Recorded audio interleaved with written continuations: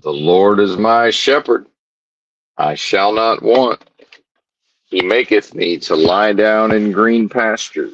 He leadeth me beside the still waters.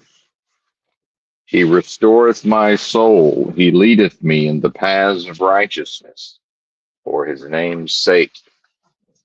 Yea, though I walk through the valley of the shadow of death, I will fear no evil, for thou art with me. Thy rod and thy staff, they comfort me. Thou preparest a table before me in the presence of mine enemies. Thou anointest my head with oil, my cup runneth over.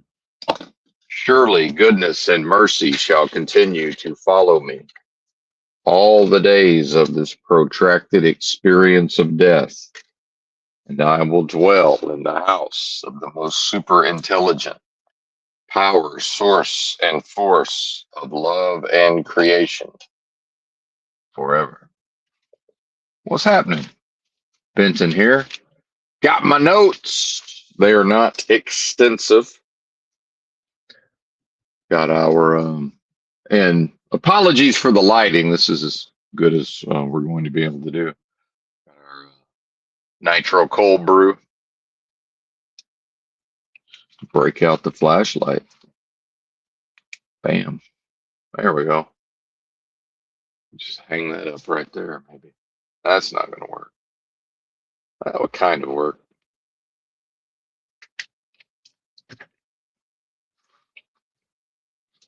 Anyway, got my zero up there. Concurrent viewers. I kind of like it. Sounds like a cope. I don't care what it sounds like. Still in the motel in Wisconsin. Been getting some good rest the last couple nights. Managed to sleep in until about 2:30. And then this morning, laid back down for about another hour. So got up at 3:33, of course, is what time the phone said. 3:33. We're in the truck as to not wake the hotel. It snowed. This is the and there's no snow on the truck. I guess the engine running to charge the batteries, and then I've got the heater on in here. I guess unlike most of the cars in the parking lot, there's no accumulation, which I've managed to avoid. I haven't, not one time have I had to, I do any ice scraping of the windshield or the windows, unlike most truck driving winters. I guess that says something about that. I've driven through a lot of snowstorms, but I kept going, right? There wasn't a lot of stopping long enough for the ice and the snow, mainly the grime and the salt from the roads, more so than anything else. Let's see who's greeting us in the chat. What up, Glenn? That's right. Confirmed. And Benton 20,000 G.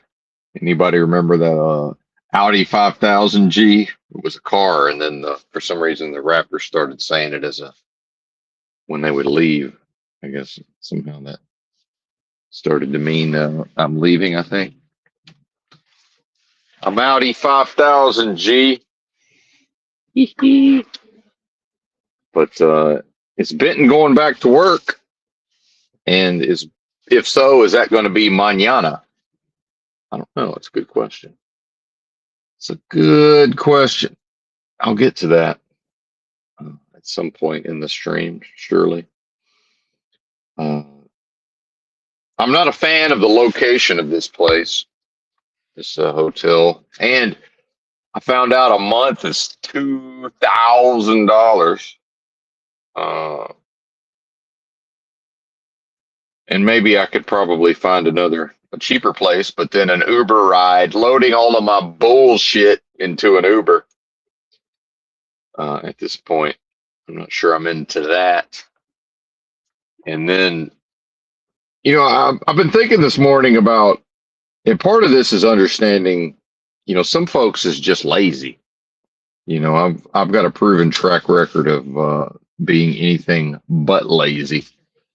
And I'm getting to a stage where,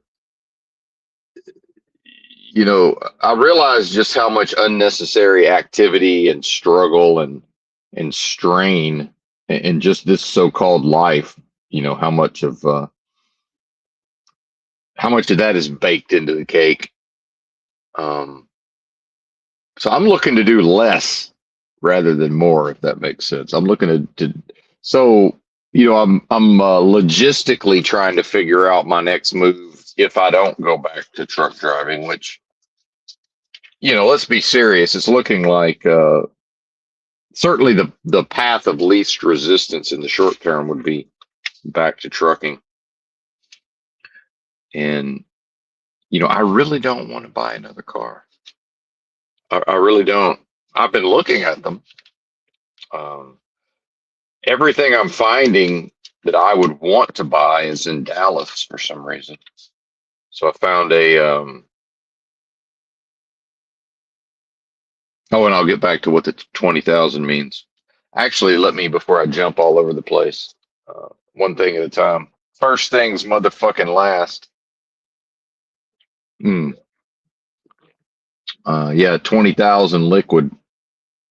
The thing about 20,000 liquid USD is it's not really worth much of anything. Number one, unlike what the boomers think, not a lot of money. Not complaining, but not a lot of money. Number two, it's 20,000 until I start spending it. Right. Um, I'm not rounding up. We're right at 20,000, and the way I look at it is, if I don't continue truck driving, just normally spending money, whether I buy a car or not, it's pretty much, you know, exist for a couple of months, spend money. Maybe the car needs a thing or two, insurance, trip to Arkansas to get tags and, whatever that entails. Probably have to see my dad and my mom and my dad, which is fine. I don't have to, but I think Pop seems to be mentally stable enough at this point, possibly. But I don't know. Either way, it's pretty much just next thing you know, it's 10,000. It's Benton 10,000 G. At that point, uh, one better have a plan.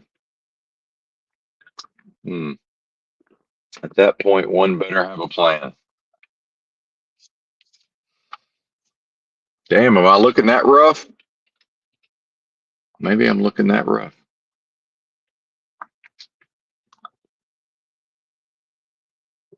Let's do that. Let's do that then.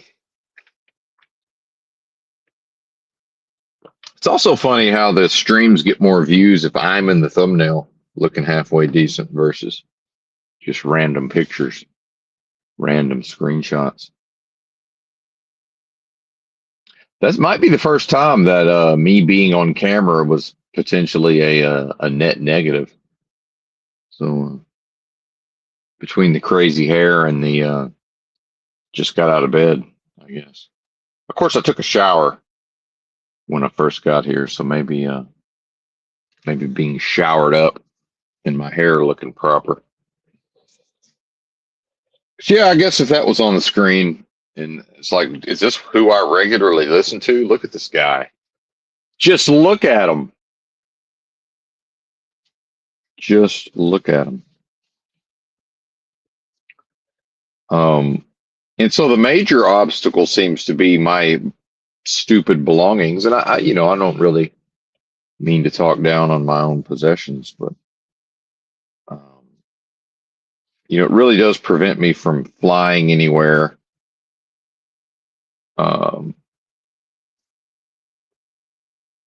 Or taking the Greyhound bus. Could I take an extra day and maybe get some proper boxes and pack my nutritional supplements and such, box them up and, uh, figure out some kind of way to, get them on a plane or a Greyhound and just pay the extra money. Yeah, perhaps. Is that even worth the effort at this point? Not sure. So then you get into, okay, well, what kind of vehicle? And I don't want a vehicle. This is another problem. I was happy to have gotten rid of the vehicle in the first place. That was a good thing. And yeah, there's many drawbacks to not having one's own vehicle, but there's many advantages also. And then, yeah, the weather's conducive to sleeping in a vehicle in many parts of the country right now. But as it begins to heat up, how quickly does it change to, those choices become limited very quickly. And they're talking about gas being extremely expensive by Christmas in California, which may or may not occur.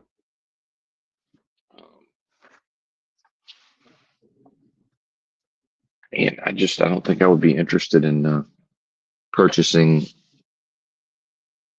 They're saying $8 to $12, but I'm thinking more like $6, but who knows, $6 to $7. I can't call it.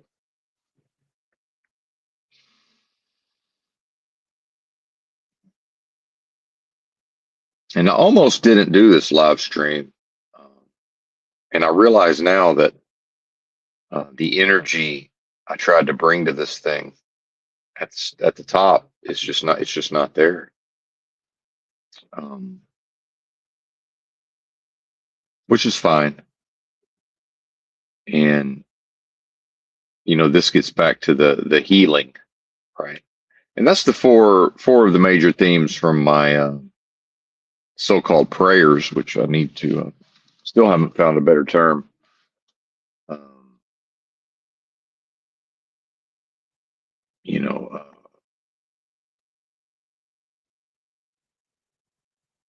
Oral statements of affirmation, perhaps. I mean, there has to be some kind of phraseology instead of the word prayer, but the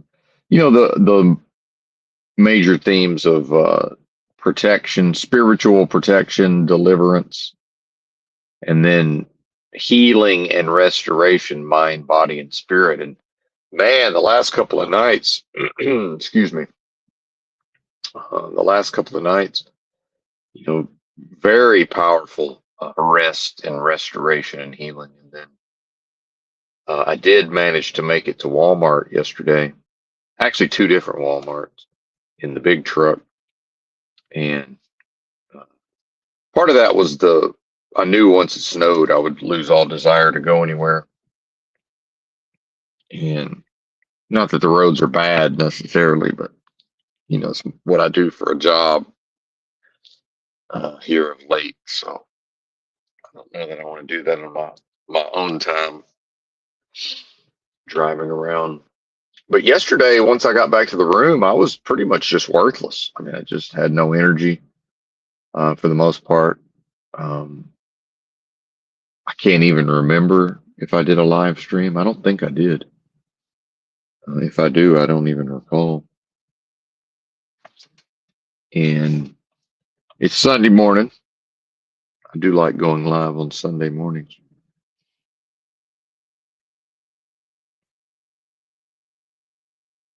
And part of this, and it is certainly in line with the healing we've talked about, the large intestine and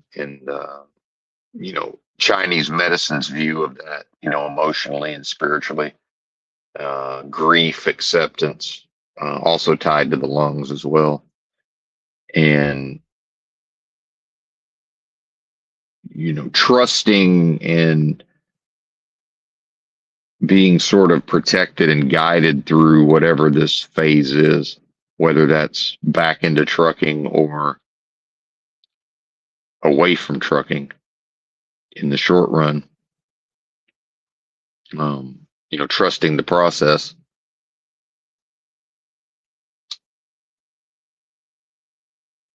And it's just a drain, man. And I remember how drained I felt when the having it out, and it wasn't contentious, but having a conversation with a Lithuanian in his mid 30s, go-getter type, sharp, sharp as a tack, determined to make a lot of money in trucking, and all signs, at least in the short term, point to this is about to be the time to make the money. And Benton's proved itself to be a workhorse, a beast of burden,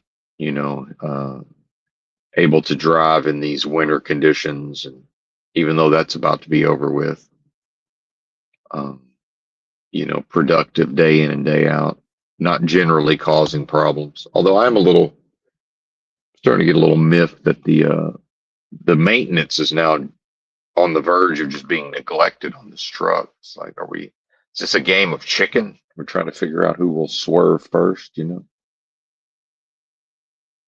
sure that'll be me at some point. I'll just take it to the fucking shop. And then I'll be gaslit and spiritually attacked over which shop I choose to take it to. It's like, yo, I'm at the TA because, day in and, on average, this is where I have the best experience. So, leave it to me. I'm going where I want to go. Leave it up to Benton to drop your trailer somewhere and go to a you're just subject to old Benton's judgment. And you can call him on the phone and spiritually attack him, but that's just what happened. And by the way, that's your problem. Why am I the maintenance department? Why am I the project manager of we don't have a terminal. I don't mean we, but the company doesn't have a terminal.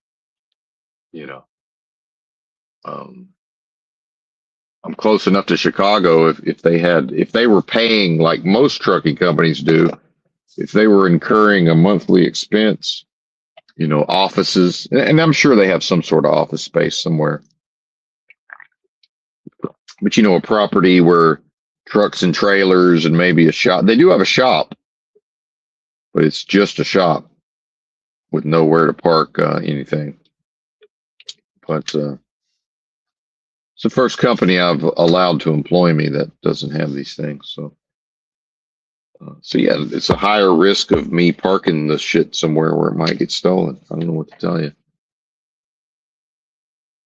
Deal with it.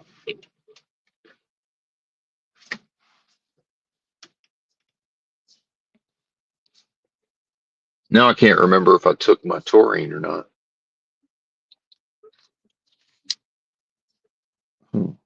Just had them. I'm going to assume that I took them and didn't even realize it. Did I consume them?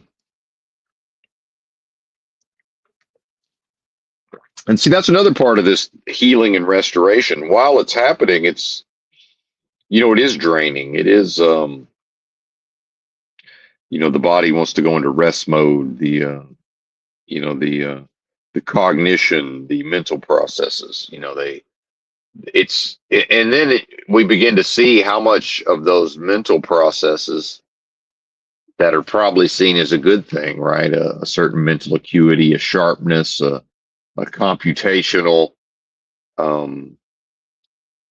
factor, right? How much of that is actually tied to stress, anxiety, fear, guilt, shame. People talk about racing thoughts. A lot of people can't go to sleep. Wake up in the morning sometimes with racing thoughts, and of course I don't, but I used to. I used to have the racing thoughts at bedtime too. That was many years ago. Surprise, surprise, meditation initially. Got rid of the ones at nighttime, and then eventually the breath work became so expert that it almost always defeats the physiology of just waking up in the morning, and that's also a consistent time for being spiritually attacked. If people are not aware of that, is the moment the being awakens in the morning. That's these spirits and demons and all of this loves to attack at that time. And I just lay there and observe the physiology and think, well, that's I'll just watch the expert breath work kick in. Just lay here and watch myself breathe. I took one deep breath this morning, one.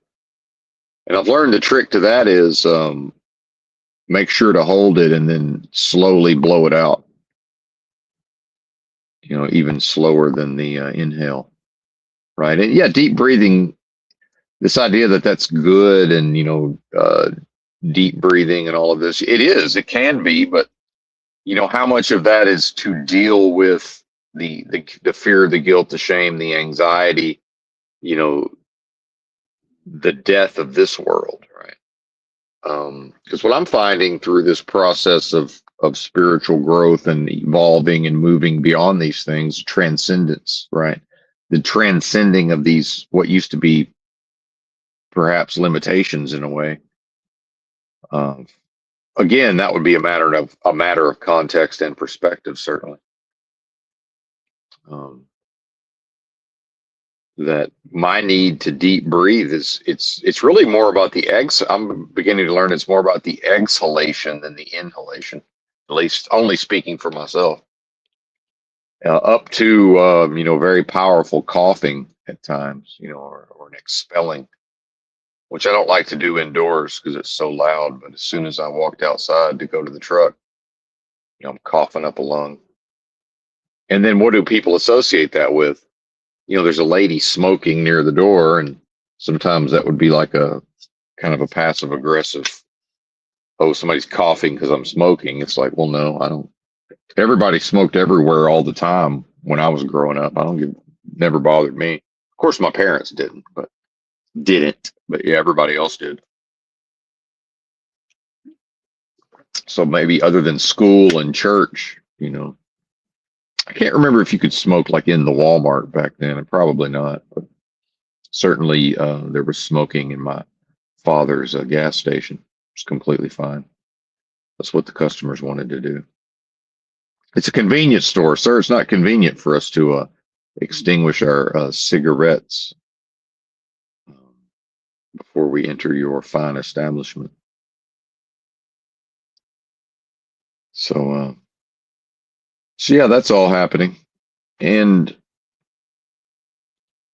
I could dust off 2 G's to chill here for another month and then mostly rest. And if I then decided to move on physically without a car, well, the weather would be more conducive. It's 15 degrees right now. Yeah, I'm able to be outside in that.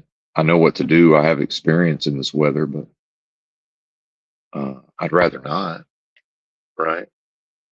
I'd rather not. And then you get into either physically carrying or, some combo of a dolly and a backpack. I've never become dolly man. And then every once in a while, I would see these poor bastards some of them were, it's usually some kind of halfway physically fit dude who had more stuff than he could carry in one time. So, he's riding the bus and throwing all these bags on the bus. But then at a certain point, you see them trekking across town and they're walking a certain distance and then putting with like 1 or 2 bags. And then they're putting them down and they're backtracking and they're bringing the rest of their stuff. Yeah, I've seen that multiple times. It's like, no, I've never lived that life. Find me a little red wagon. Maybe I'll throw my big backpack on a skateboard or something. Pull it with a string. I've done that before, actually. Oh, yeah. There's many ways to skin a cat. But, I've lived that life long enough. It was kind of fun. It was interesting. It was novel, dare I say.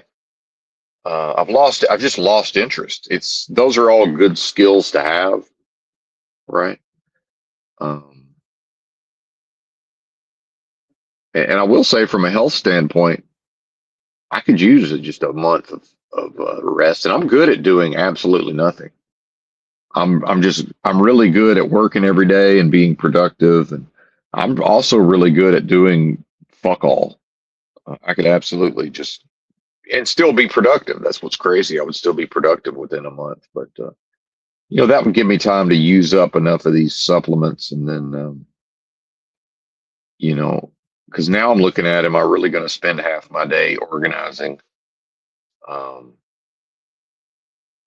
and bit by bit, I'm getting rid of more and more possessions over time, but the things we own end up owning us. It really is true on some level. And, I could see myself walking away one day just, with everything but a very small amount of clothes. Cause yeah, and I have been wanting to talk about this for a while, so maybe I can stay focused long enough. And I do have my notes to go back to, but if a person's going to just not have a place to live, but then, do a camp out at times, then maybe meet people at times that, hey, let me sleep in the shed out back. Trying to sleep in somebody's house is pretty much a no-go for the most part. For more than a night, maybe one night's doable. Um, it really needs to be separate area, but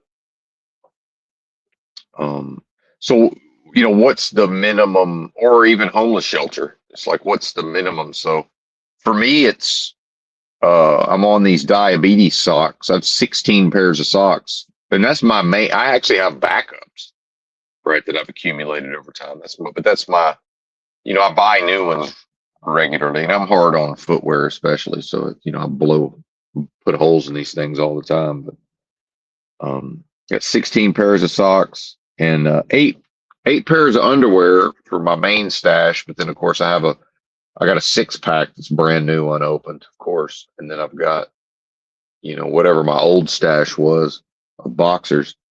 So, and what I'm realizing is even 8 pairs of underwear is not enough. I really needed to I bought 2 4-packs that were on sale because I like a deal, but I really needed to get 3. I should have bought 12 pairs. And this is mostly for trucking, right? It's like, how often do I want to have to do my laundry? And I can't always get to in trucking, I can't always get to somewhere to do my clothes anyway, to do the wash. So that's it, and again, clothes weigh the most. So this is a bare minimum of what a person has to have, or what I have to have. Because remember, I can't, especially the underwear, I could just buy, I could wear them, throw them away, and buy new ones. The diabetes socks, even, yeah, Walmart sells, like, they're so expensive, it's not even doable, so let's just say, so you got 16 pairs of socks, which I would say the minimum would be, and if we're talking about hiking around, I really need 16 pairs of socks because you're going through 2 a day, right? And for people who've never done 10 miles a day on foot, day in and day out for literal years, there's multiple times a day you have to stop walking, take your shoes off, take your socks off, and just stay there till your feet get dry and your socks get dry. Like that, you have to do that. That's not negotiable. There's no other version of walking around 10 miles a day every day without fucking up your feet. That has to happen. So at that point, I can either sit there. If it's summertime, I can either sit there, and it's also in summer, you really need 2 pairs of shoes. I've done it with just 1 pair for the most part, but it's not too long before your shoes are just swamped out most of the time. But that's a whole nother thing. Um, or you can just, even then, it's like, okay, now I'm walking down the street with my wet pair of socks somewhere, and they're drying while I'm wearing the dry pairs. That's 2 pairs a day minimum, right? Or you just you wear the 1 pair half a day until they're too nasty, and then you just go to the clean pair. Either way, it's 2 pairs of socks a day. And remember, I'm a little more nasty than the average Joe here. So if I'm saying, if I'm saying you have to have, it's two pairs minimum. And you can just imagine what it would be for a normal person, whatever that means. And so 16 pairs of socks, 8 pairs of, well, really more than that because I got my 6 pair backup. I guess I could ditch those, but so let's call it 8 pairs of drawers. And of course, you're wearing one, hopefully. We're not going commando. And then a pair of pants, right? Because what are you going to wear? You got to at least have a pair of shorts because what are you going to wear while you're washing your main shit, right? And a lot of people have just never lived this life and have never thought about it. And, for people who haven't, adapted to homelessness, and which I don't recommend, certainly. So there has to be a second pair of pants. Or in this weather, one could wear 2 pairs of pants, potentially, depending on the sizing. So you probably, since it can still get cold right now, yeah, I can wear 1 pair of thermal underwear, but guess what? I've got 2 pairs, so the spare set's going to be in the backpack. So that's weight that has to be carried. Then, and if we're going to try to get on the Greyhound, you got to be able to get under 50 pounds in case they weigh your shit, right? Sometimes they do, sometimes they don't. And, it's the person has to know all of this. I'm not getting to the Greyhound counter and then it's just surprise, surprise. What do you mean my bag's overweight and you want more money? Well, I don't have more money, and that would have been the old life. Like, well, I don't have however much. So I damn sure had to know ahead of time, if they break the scale out on me, I got to be under 50, right? They might not break the scale out. We can't count on that. They might bust out the scale. And if the person in front of you, just got evicted and now they're traveling to some other city and they're up there with their 10 suitcases, the scale's already out. Promise you. And they're repacking their entire house into, I've seen this. They're repacking their entire house, trying to get every gigantic suitcase under 50 pounds. Like I've stood in line while this was occurring in front of me before. The humanity, right? Tell me again how wonderful humanity is and the fucking splendor of the natural beauty of humanity and this world. This is an ugly, ugly, ugly, natural so-called world of death, depravity, decadence, decay, everything negative sounding that starts with a D. Right. It's all right there, folks. Yeah, I also like the outdoors and the nature. Sure, it's great. Other things are also great. Other things can also be pleasurable. Right. So fucking what? Full curmudgeon mode. All right, let me sit properly. I'm fucking my back up.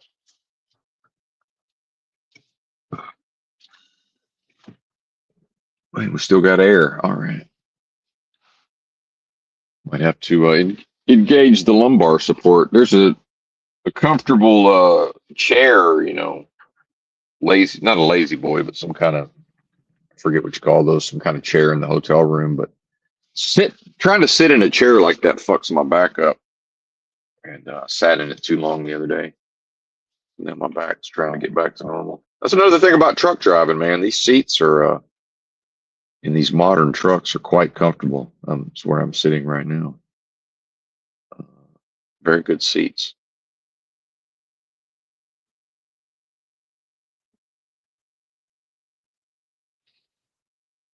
A couple of t-shirts, right, in the backpack.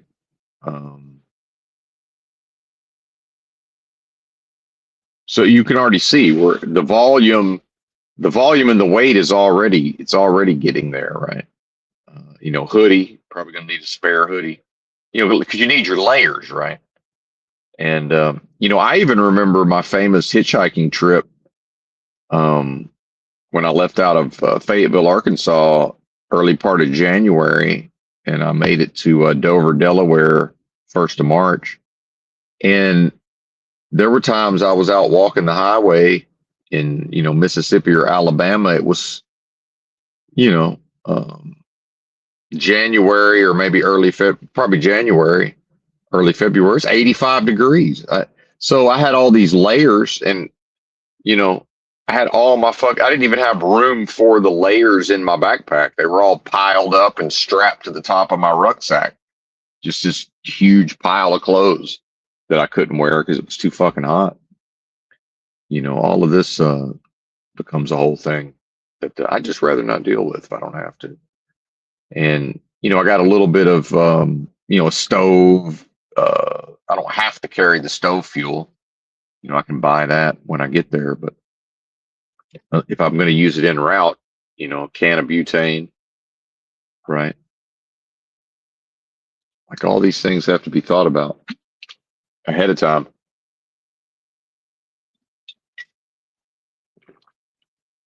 And I won't go through the whole litany, so it'll get too boring. But I'm boring myself at this point. But I think the point's made, right? Sleeping bag, two wool blankets. I carry a bivy sack just in case I need to sleep outside when it rains. Right, a proper. Paid $60 for this thing. I may never use it. I've got a tent. I'm probably wouldn't even bother to physically carry the tent. I bought a tent, may never use it. I said, well, why would you buy a tent you may never use? Because if I do need to use it, it's fairly easy to just go to Walmart and buy a tent, or to be given a tent, but they're bullshit. Right? I can order a much better tent on Amazon, which is what I did. And if I never use it, I never use it. That's fine, whatever. Which reminds me, I have this old backpack that survived Los Angeles, the streets of Los Angeles. I really enjoy. I like it. It's a perfect size. It's very durable. Why didn't I buy another one of these while I was here? This thing's ready to be. It still works, but it needs to be retired. Why didn't I get a new one? Cheap. Don't like to spend money. Don't like to spend money. Have to force myself to spend money sometimes. That's why. Yeah. Yep. So the car solves a lot of these problems, but then it creates new problems. Where to park? What's the level of police harassment?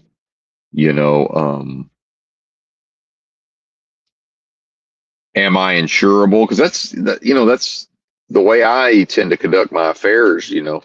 I always use things to my advantage. So, you know, uh, and this is part of the advantage of paying for an entire year with the general insurance. Well, then the next time my policy was up, I paid by the month. Well, eventually, and I guess I should have called and canceled the coverage, but I sold my car and just never bothered to call and cancel the coverage. So that's on me. That's just, laziness and just not, well, it just wasn't, I just didn't give a fuck. It's like, well, who cares? They'll figure it out. But then, with everything being a scam, you know, uh, in there, I think they turned me over to collections or something. I mean, that doesn't matter. I don't use credit anyway, but I'm not even sure they would insure me again.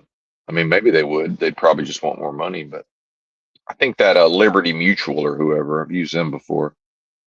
Um, it's just at a certain point, it's just not worth it. Like I assumed I could rent a car for a month or two, which, yeah, it's more money potentially, but it's the convenience is there. But I'd have to go to Arkansas. I got to reading how this works with somebody who chooses not to use banking services because of my own principles, because of the bailouts. Um, you know, And if more Americans were like me, the banks couldn't do these things to us. But I think I'll have to go to Arkansas to rent a fucking car. It's like, well, I mean, I need to rent it here so I can throw all my bullshit in it. So you see just I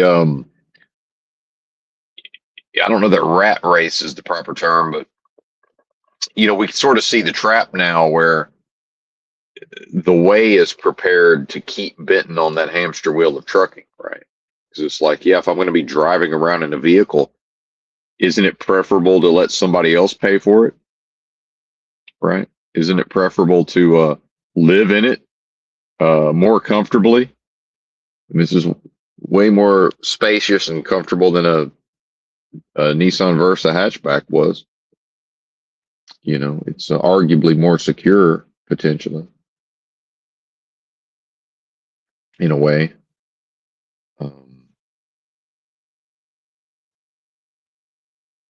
And there's a weekly paycheck that goes along with it as well. But then, you get into the spiritual warfare aspects, the manipulation, the psychological attacks, or the spiritual attacks, the psychological warfare, the manipulation, the just everything ugly about business, right? And so it's in some ways to sacrifice, this so-called life, at least partially, so that Eurotrash can make a profit in business, right? Which who cares? I mean, who cares? But so I'm willing to continue living in the truck. I'm willing to continue hauling freight. What I'm not in love with is the Machiavellianism, the manipulation, the spiritual attacks. And at this point, it seems to me like they're probably going to use me and use me and use me until eventually my own counter fucking warfare, once enough of my own manipulation and warfare is in place, it just won't be worth their time anymore. Eventually, the owner will wake up one day and say, he'll realize, oh, this guy's not necessarily outplaying me, but he's over time, it's just, he's not going to be able to extract as much value, right? Because initially, I had to put up with a lot more bullshit than I have to put up with now. And a lot of that's just based on I've proven myself to the company and what I'm able to do. And so now things have swung more in my favor because I'm quitting for the third time. Ha ha ha. So if I let them talk me out quitting, then temporarily they're on their best behavior, but then things invariably go back in their favor. But then every time that happens, I become more willing to engage and assert my own ruthlessness, right? Tywin Lannister from Game of Thrones style, which again, I've never even watched Game of Thrones, but there's some interesting AI slop sort of breaking down the psychology of some of those scenes and the characters.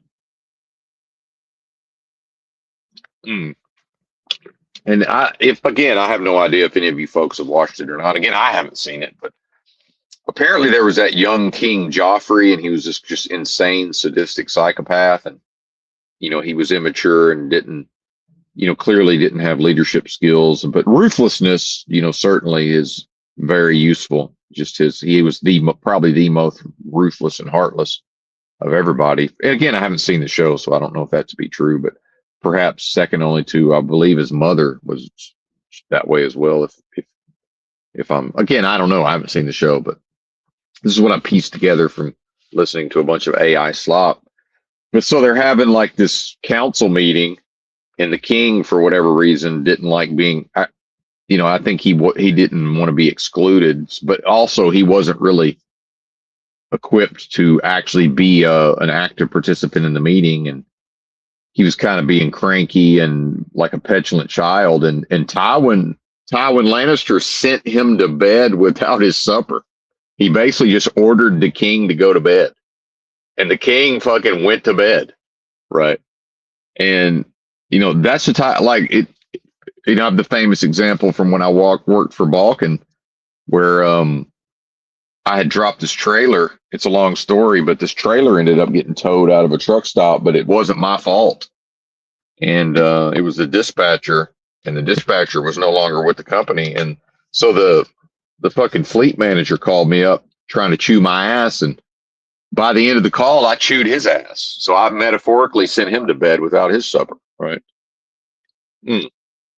And I'm not proud of that. It's just part of my personality. Like, I can do that type of shit when I need to, and because so everybody else just kind of looks at Tywin and they're like, did you just send the king to fucking bed without his supper? And it's just neither here nor there to him, and see, I prefer, especially in the context of this, because see, that's not me, right? That's not what I am. That's a psychology and a personality and a performer and a performance that belongs to this world of death and this game of lies. Like Benton, the persona, there's no life to that. Right? That's dead. See, and so what I see, as much as the so-called truth community likes to talk about ego and being egoic and all this, and I think the key point that really hasn't been grasped by anybody other than myself is, the ego's dead, right? It's not that, oh, this is something that needs to be transcended and overcome for the being's own good. It's that to give it any power or validity, or to treat it as if it was real and living and important, beyond what its usefulness is. And its usefulness, I would say, is mostly for, self-preservation and, to actually be able to operate, in this world to the extent at which that may be necessary. To recognize, well, the nature of this thing, it's a dead instrument, right? And so is the persona of Benton. That persona is dead. The psychology is dead. So there's a personality type that, has some abilities. Well, that's dead, right? That doesn't validate a way of so-called living, because it's not a way of living in the first place. That's death. I mean, what I'm talking about is, the Christ story. What I am is the way, what I am is the truth, what I am is the life. See? So now it's actually this. So to still engage in this Machiavellianism and all of this manipulation and stuff, but without, doing it in a more passive, covert way, which a lot of which is just to agree with whatever they want me to agree with, and then just do whatever I'm going to do. Right. And so Monday morning, they're going to come in to work thinking, well, we got to get Benton rolling. And Benton's going to be thinking, well, I've been sitting around a hotel for a week. What's one more day? Right. But if I try to have that conversation with them, all they know is they have an agenda, and that doesn't fit their agenda. So then all their responses to me are going to be trying to manipulate and get me to do what aligns with their agenda. And then anything that I respond with in the moment, it's going to be some version of Tywin Lannister, trying to send the king to bed without his supper, right? Except the king in this scenario is smarter than I am. It's like, I can argue with him and I can get my way. I can make my points, but he's very adept and is legitimately he's very fucking intelligent, which is good. I like that. But strategically, now I'm actually incentivized to just sort of just do whatever I'm going to do. And then when they question me on it, and just kind of like, oh, well, I don't know, man, I don't know what to say, which is, it's sort of a benefit because we've busted each other's chops so much that at this point, he doesn't want me to go into it anyway. It's like, I'm just like, well, I mean, I don't know what to say, brother. It's, do you really want me to launch into some sort of explanation about why? I mean, it's done, right? This is what I've done. This is what's happened. Hmm. And then furthermore, if he asked my advice, when I moved into this hotel, I would have said, "Hey, man, I think you need to come get your fucking truck and trailer." But see, even that plays as a power play, right? But I didn't intend it as a power play. But even to say that, oh, because in this guy's world, everything's a negotiation, and because he's in this world of business and transacting, and you know, truck driving is a crooked, exploitative nightmare industry, right?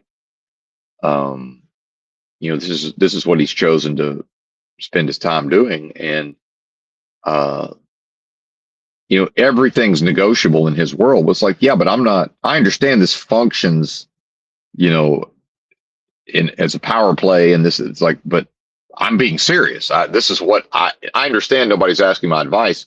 If you ask my advice would be: Chicago's an hour and a half away from here. It can't cost too much to hook this tractor back up to this trailer and have somebody tow this whole thing to Chicago. Like, that can't cost that much, right? Y'all took 1,500 of my money in escrow.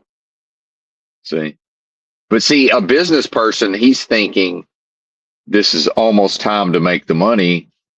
You know, he's about to have some of these brokers by the balls, and Benton, because Benton doesn't try to go on home time, and because Benton doesn't give a flying, I just don't care. If they can, they can use me for flexibility all they want and leave me in the dark about what my next assignment is. I don't care. It's fine. Like it, I'm less productive at times because there's certain choices I would make differently if I knew what my next load looked like. But in a vacuum, it just doesn't fucking matter. So, you know, they can use that flexibility to at times find a desperate broker, and it's next thing you know, it's $5 a mile, right? So they could, they might find me a load 600 miles. It's paying $3,000, right? Like, for real. And that's all they care about. Make no mistake. And then secondarily, is the driver going to crash? Is the driver going to stop at the casino potentially and just go gamble for 6 hours and not give a fuck if the load's late? Because that happens. Oh, surprise, surprise, the truck's broke down in the fucking casino parking lot. Let's call the road service. And then the driver will go gamble for 4 to 8 hours while the truck's getting, air quotes, fixed. It's like, well, why is the truck broken? Because the driver fucking sabotaged it. That happens. I don't do that. I've never done that. It wouldn't even occur to me to do. Like, I wouldn't even think of that. It would not enter into my brain unless they've made me angry in some kind of way. And then I start thinking like that. But I start thinking worse than that, right? Because when I start thinking like that, I'm the type of person who thinks, well, maybe I'll just, like in a case of a restaurant that was treated me and my dad really bad, I just start having thoughts of, I could just come back here 6 months from now in the dead of night, and I could stealthily just come burn this motherfucker down and be 3 counties away before anybody even figures out what the fuck's going on. And I would know never to tell anybody about it, never talk about it, don't mention it. Certainly don't go on the internet and talk about it. Right. But, and again, I'm not vindictive, so I wouldn't do that in the first place. But that's how my brain works. My brain doesn't think, oh, I want to gamble. How can I go gamble? And, make it seem like, oh, we just happened to break down fucking in the casino parking lot. It's like, yeah, sure you did. Sure you did. Why'd you pull into the casino parking lot again? Oh, well, blah, blah, blah. Just whatever fucking bullshit reason. Like, all right. Yeah, sure, buddy. I'm sure that's what happened. We're not stupid. And so what's going to happen is with the Machiavellianism and all of this is if this is the game they want to play, I'm pretty fucking good at these games. And eventually, and maybe this is what has to happen. Eventually it's just like, well, he's sort of backed us into a corner. So next time he decides to quit, we'll just let him quit. So I could see that happening. So I don't know, maybe I'll drive the truck for a few more months and it'll be Benton 30G and 30,000G. Benton 30,000G and I'll be out. Or maybe I'll be out now and it'll just be, whether or not I buy a car, I'll exist for 2 months and then it'll be Benton 10,000G. Hopefully with a better plan, right? Or a plan. So now we can talk about the notes.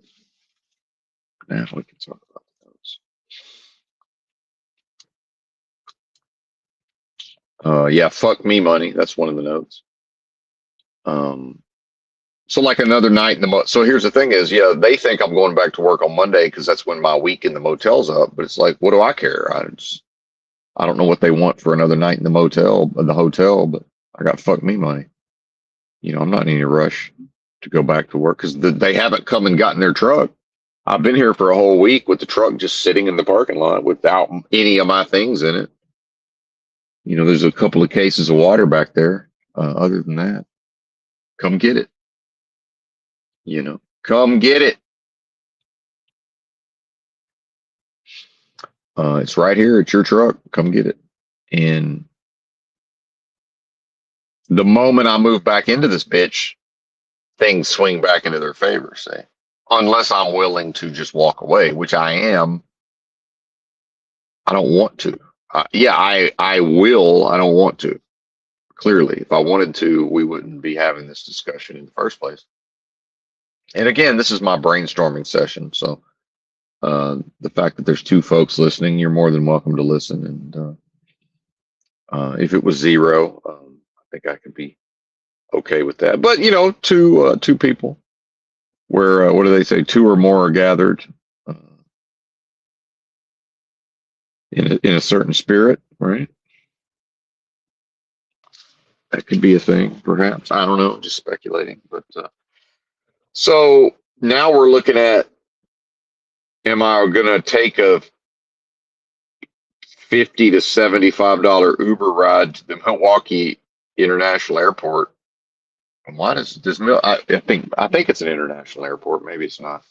Either way, to the Milwaukee Airport, and I think it's about, I don't know what it costs to fly to Dallas, but I think it was like 240. It wasn't too bad. It was like $240.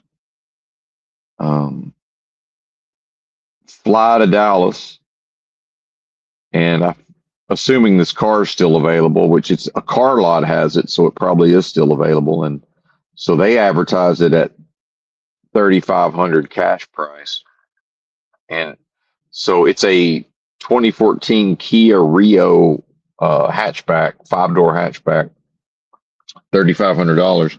And I understand because people are image conscious, which is fine. I'm image conscious in my own way, right? That people can't understand how useful and desirable of a vehicle this is. And it's an automatic, but it's not a CVT. And people have a certain opinion of Kia. Well, Kia makes really good, very reliable cars, at least for back then. What they're like now, I have no idea.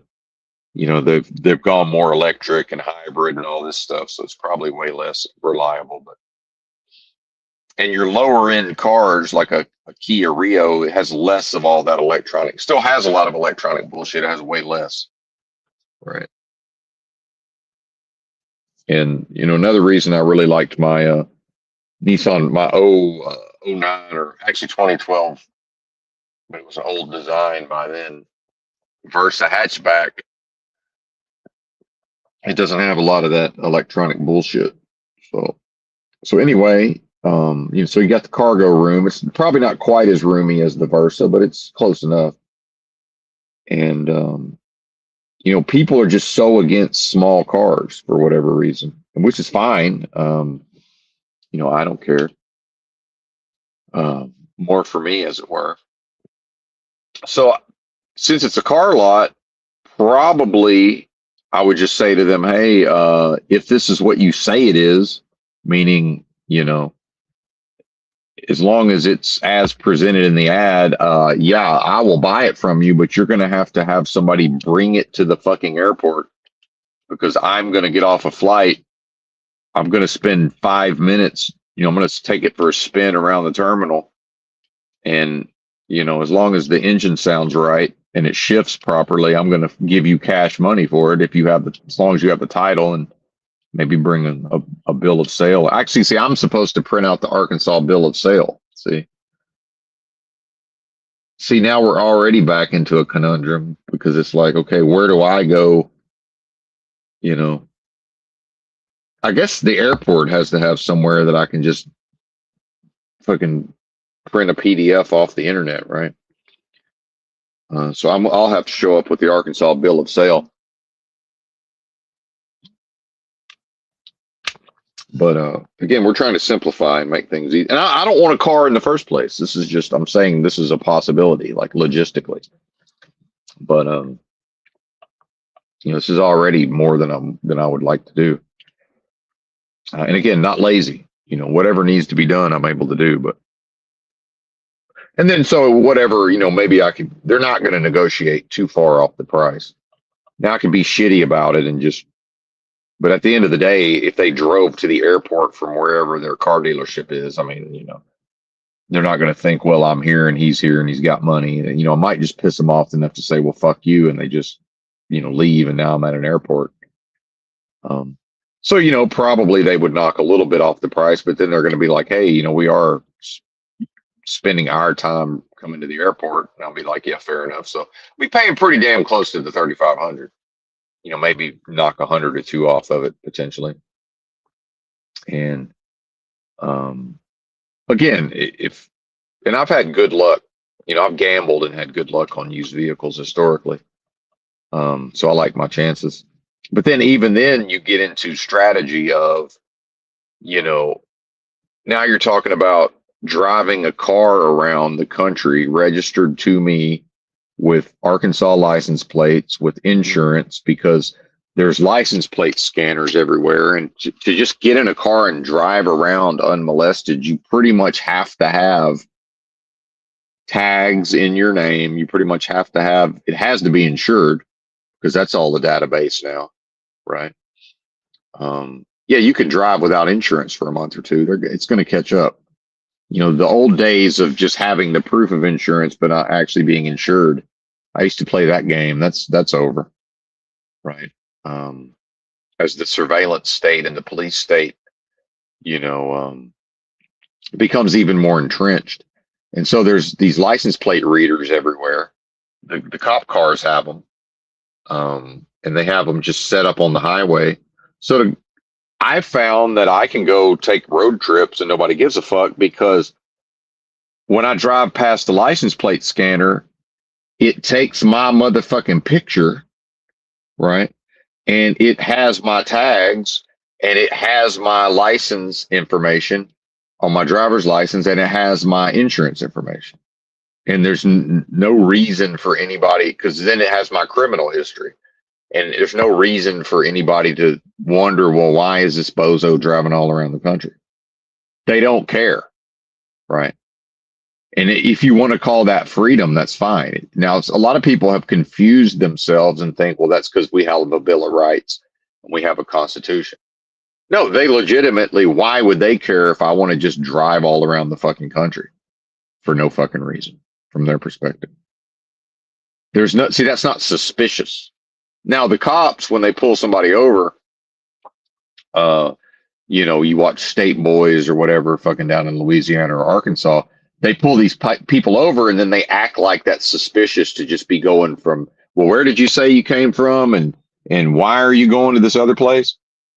It's not suspicious. It's what's suspicious is these people, their face doesn't match. Their face and their driver's license doesn't match the car, whether that's a rental car or somebody else's personal vehicle, right? And they have a history of theft, or they have a history of drug charges, or they have a history of trafficking, right? Me just bebopping around the country is not suspicious. It's just not, because they don't care. Now, tomorrow, if I start meeting a profile of something they care about, all of a sudden it is suspicious. Well, why are you going from this city to that city? And why are you doing this and why are you doing that? Now, and if a person falsely believes themselves to be free, as in the context of personhood and a personality and a legal entity, right? A doing business as, and all of these things. The so-called meet your straw man, all caps, all that thing, all those things that we all know about for the most part. And yeah, I agree. Right. Yeah, of course. And it is spiritual at the end of the day, but, and I know this is a long way around to get to this car. This car has blacked out windshield and blacked out windows. So first thing I got to do is take this motherfucker to the tent shop and say, hey, I need whatever that is on the fucking windshield and the front windows. You got to take that shit off. Pretty please with sugar on top. Get that out of there. And they're going to look at me like I'm crazy. And I'm like, yeah, look at me like I'm crazy all you want. Because if I try to drive around with that, I'm getting pulled the fuck over. Because the cops can't see who's in the car. The license plate scanner, when I drive past it, all it knows is there goes Jason Benton with no criminal history's car. Who the fuck's driving it? We don't know. That's suspicious. See? Maybe he got carjacked. Maybe he got something happened to him, and maybe now a criminal's on the run. Right. You want to get pulled over and harassed by the police, black out your motherfucking windows. They hate that shit. And then some say, well, I'm free. I should be able to. It doesn't matter what you think you should be able to do. If I'm going to have a car and drive around, I want to be left the fuck alone. And if I know that I got to have where the authorities can see my fucking bobblehead at all times, my goofy grin, and there goes, beedly, beedly, beedly, beedly, beedly. There goes Benton. Right. If that's what they want to see, let them see it. I don't give a fuck. Leave me the fuck alone. Thank you. Because if I get pulled over, hey, where are you coming from? Back there. And I point back that way. Oh, okay. Where are you going? That way, up ahead. Point up ahead. I'm going that way. Oh, okay. Well, that's interesting. Yeah, that's what it is, Bubba. I don't know what to tell you. That's what we're doing.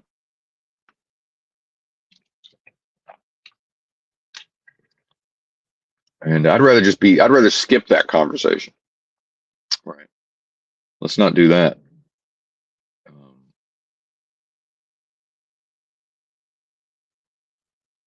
And then I'd be driving 1,000 miles to retrieve my belongings, because I'm not going to be able to take all this stuff on a plane, clearly. So it's 1,000 miles from Dallas to Milwaukee area, general vicinity of Milwaukee, where I'm at, outskirts. And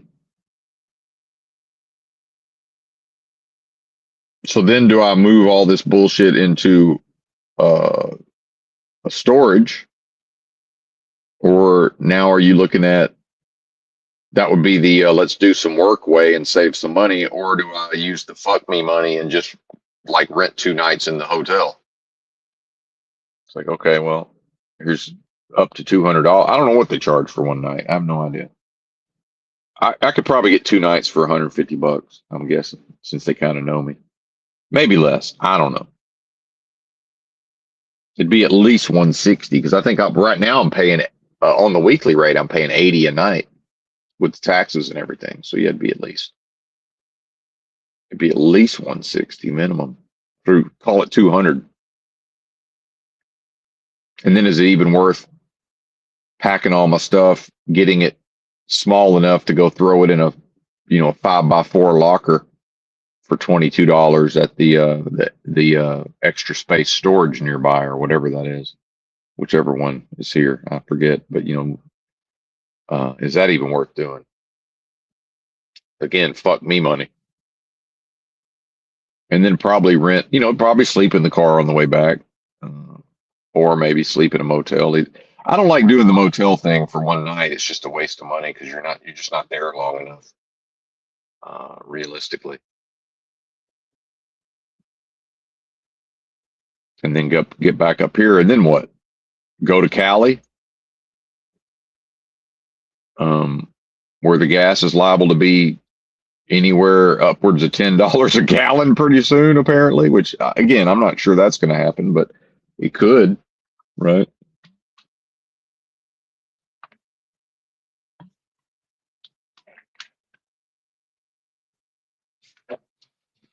Uh-oh, they're posting. What's up? What's up, Uncle Rick? Good to see you, sir. Trust that you're well.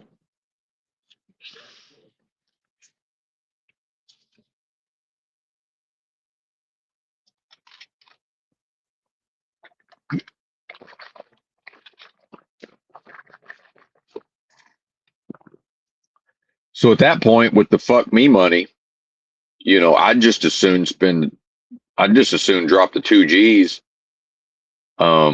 stay here, except, now you're looking at, having some of my groceries delivered, which is fine, the $10 or whatever. I guess I would just have to get the subscription at that point, pay for the Walmart Plus or whatever the fuck they call it.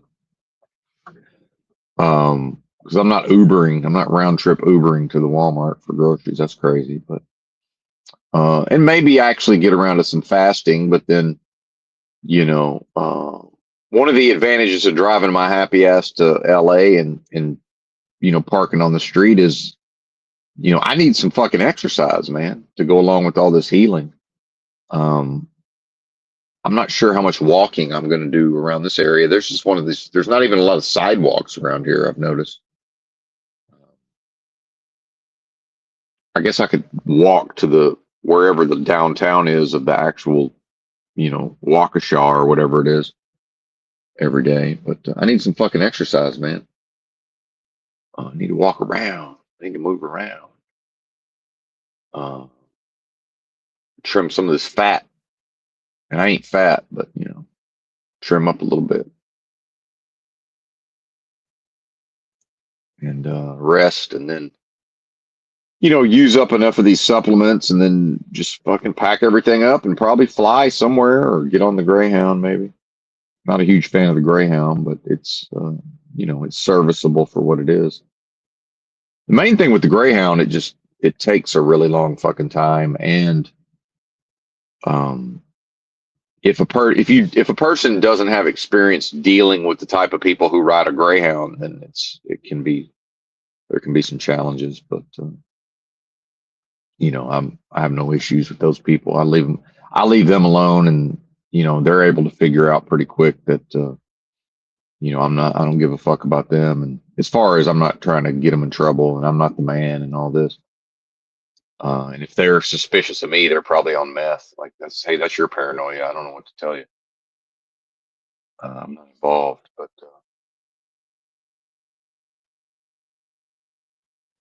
I haven't had a lot of bad experiences on the Greyhound, really. I've had some, but overall it's been all right. But I'm still thinking about maybe going oil field too, which that's another reason to take some time to rest and do some healing and all of that, right? Of course, I would need at minimum a car. And see, that's another advantage to the old car situation is now it might be more difficult in some of these like North Dakota towns. I could probably just find somewhere to sleep in the car and then just, sort of just get to know the local authorities enough to where it's like, hey, man, I know what y'all are dealing with. You got a bunch of riffraff transients coming up here sleeping in vehicles and never really getting jobs and such. and probably they're on drugs. Yeah, I get it. I got a CDL. I just bought this car. I have resources. If I don't get hired, I'm just going to leave. So, you know, I need to go to sleep every night in my car, man. Can I just be left alone? Pretty please with sugar on top. Can I be left alone? Thank you.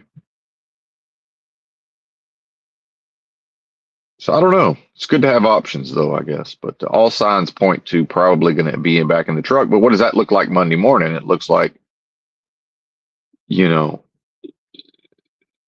in God forbid they think they find a desperate broker. Next thing you know, they're going to want to try to go have me go pick a load up. They're going to try to deadhead me somewhere, have me pick a load up. Meanwhile, I probably won't even have moved back into the truck yet.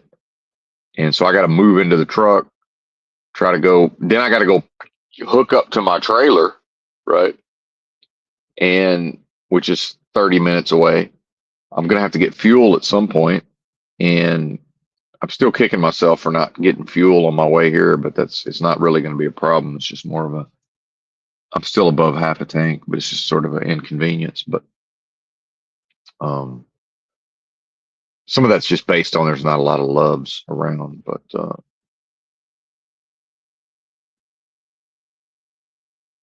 and so if they think they're going to have me pick something up that delivers that night or first thing the next morning, it's like, well, that's not going to happen.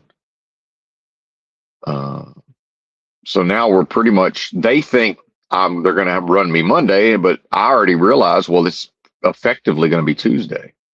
See?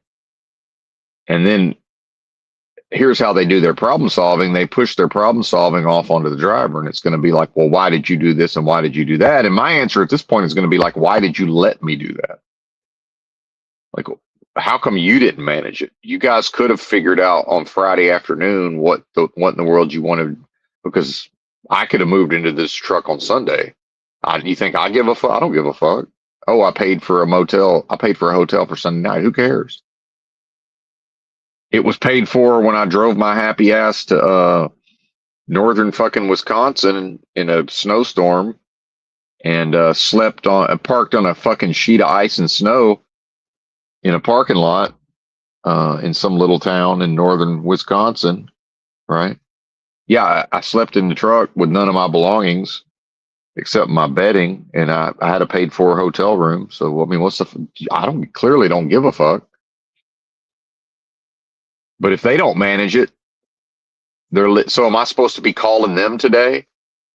And to what? Call the dispatcher? And he's like, yeah, well, that's great and all, but I'm, with my family and we're on a trip or whatever. And, I'm not at my home office. And then, let me call the owner and if he's doing whatever he's doing. And their attitude towards me is they're just going to be confused as to why am I even calling? Because again, remember, they have an agenda, and their agenda on Sunday is, unless it's absolutely necessary, leave us the fuck alone. And I'm like, yeah, absolutely. So on Monday, I don't want to be talked to like this was somehow absolutely necessary and I somehow failed by not addressing it. No, y'all failed, not me. Y'all failed. And again, that's the spiritual attack, and the gaslighting is if I'm willing to accept that their assertion that I've done something wrong, because my thing's gonna be like, look, you guys created this, not me. I'm the driver, right? I'm telling you what I'm willing to do. Y'all figure it out. That's on you. Y'all are the ones. I'm not in logistics. I don't plan loads. I don't have access. I don't have a computer in here with access to the loads, and I don't want it. Some company drivers would love that shit. And I know at least one company, US Express, and I don't know if they still have this, but at a certain point, they started experimenting with just letting their company drivers pick the loads, like off a load board. Now I'm assuming that didn't work out, but who knows? Maybe they're still doing that. I don't know.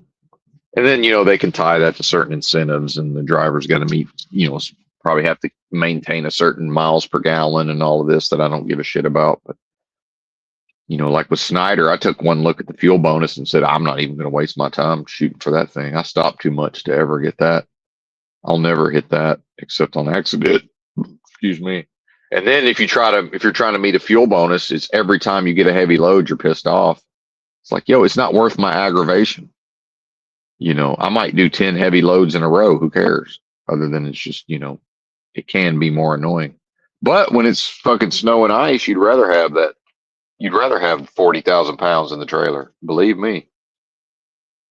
Much rather have it back there.